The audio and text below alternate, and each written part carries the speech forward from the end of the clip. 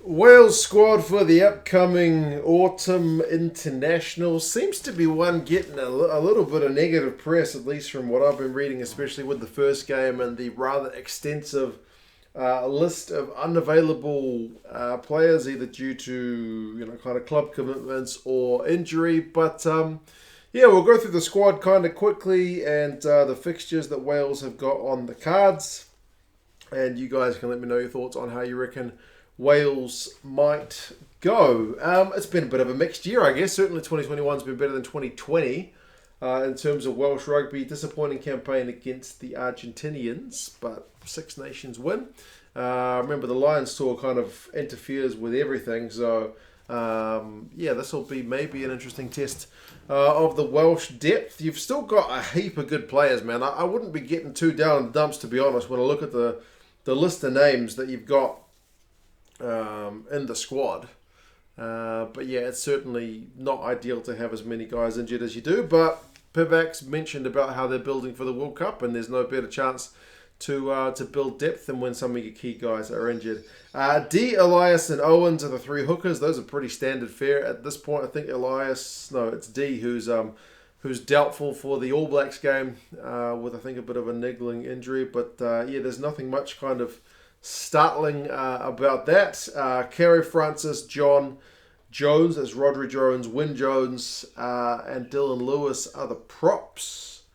Wilgraf John, he's still uncapped. I feel like he's had call-ups a couple of times at least to the Welsh squad, right?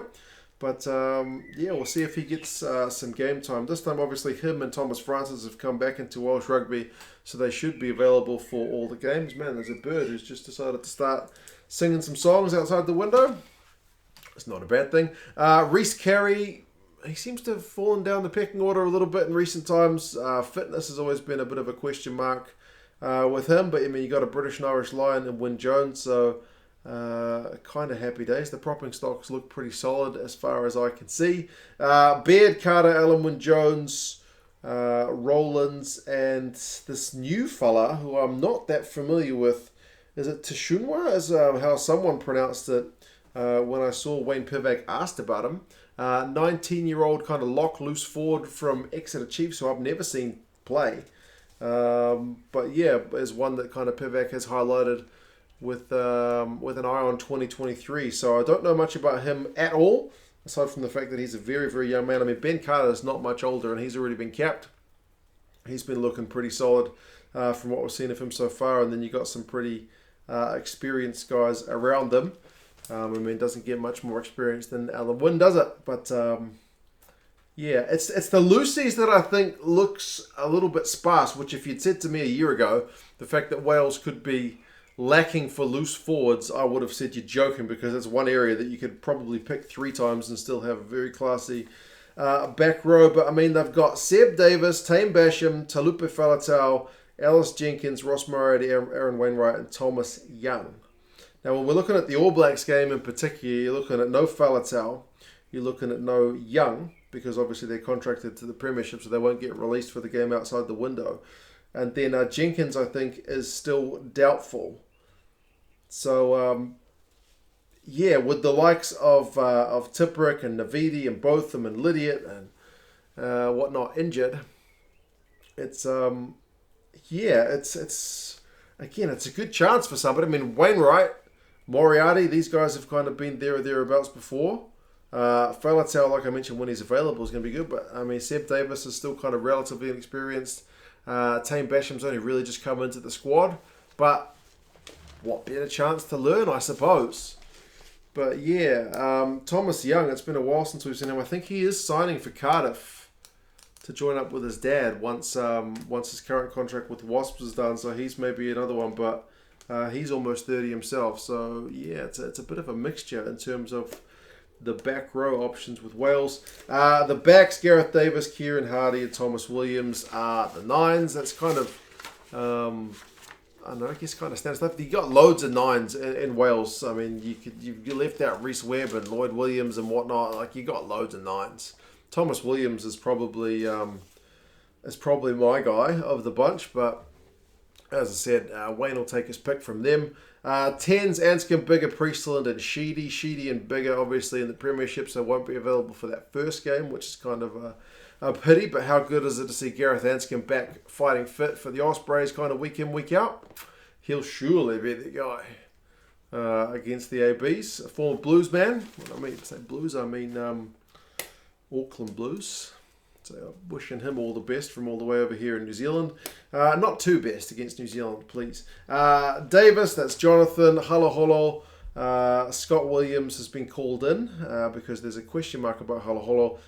Ben Thomas and Nick Tompkins, Johnny Williams are your midfielders. Now, Halaholo has tested positive for COVID, so he's not going to be available for the All Blacks game either, which is kind of pretty rubbish timing. So Scott Williams been called in there. Yeah, and Nick Tompkins is another one who's in the Premiership, so he won't be available. But I mean, Jonathan Davis at 33, he's still got class. So you pair him up with somebody. Who the somebody is, I don't know. I'll take your guys' advice on that. And then outside backs, I still think you're pretty stacked. Josh Adams, Cuthbert's been called in, which was a bit of a surprise. Owen Lane, Reece Zammit, McNichol, and Liam Williams. Liam Williams is another one with a bit of a question mark about his fitness. But McNichol's been in pretty good form for Scarlets, even when they took a couple of hidings. So at least they took a hiding to Leinster and he still looked pretty sharp. Reece Zammit won't be available in the Premiership. But man, I mean, Josh Adams still looks to be world class. And I've talked about it before. I'm well on the Lane train for Owen Lane.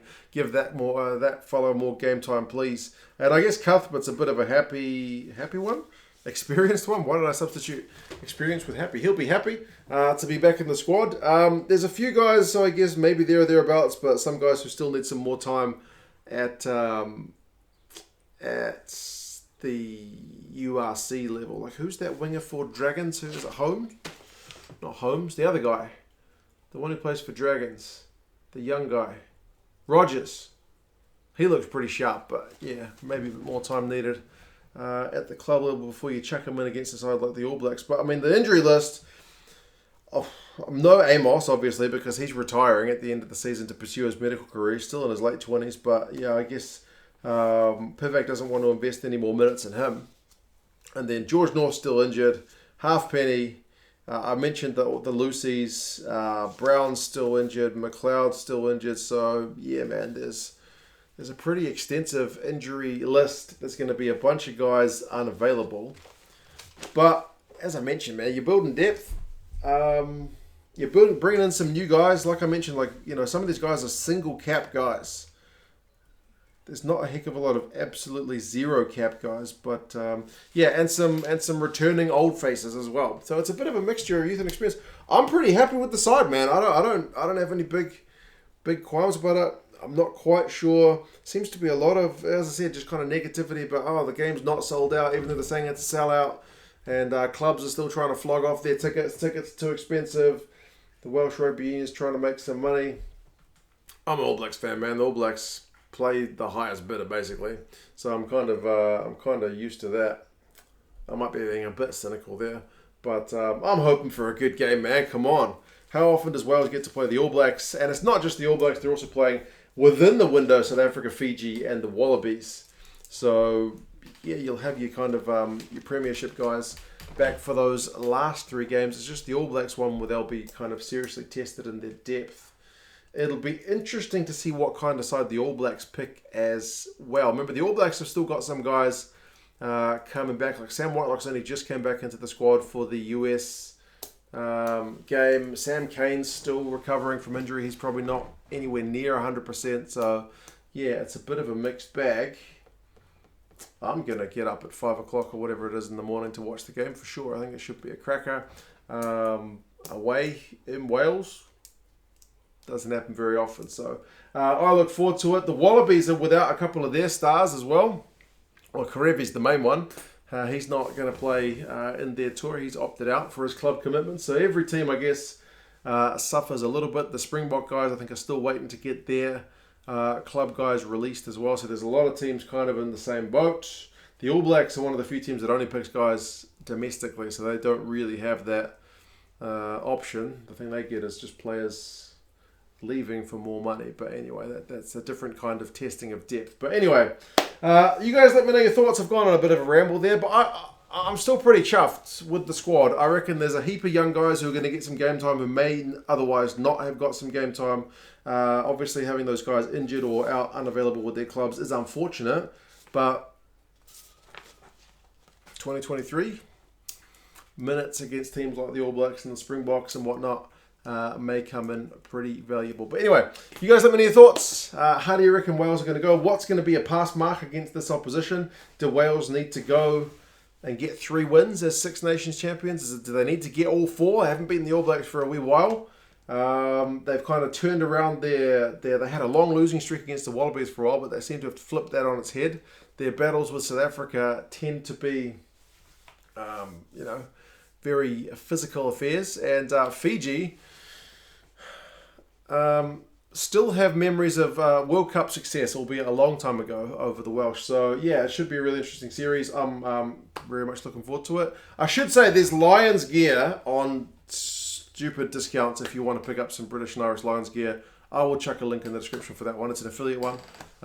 But, yeah, man, check out the site. They're getting rid of the gear because the tour's done and dusted.